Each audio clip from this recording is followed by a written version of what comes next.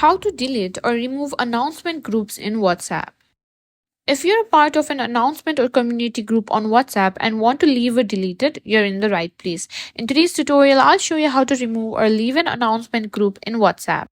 First things first, open WhatsApp on your phone and go to your chats, scroll down and search for the announcement or community group that you want to remove. Once you've found the group, tap on it to open the chat. Now tap on the group name or the group info at the top of the screen.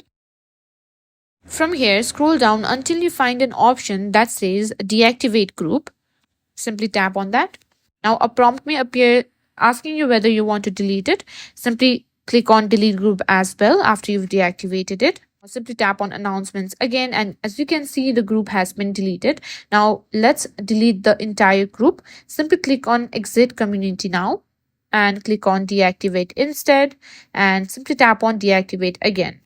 And that's it. You've successfully deleted and left an announcement or community group in WhatsApp. It's really that simple.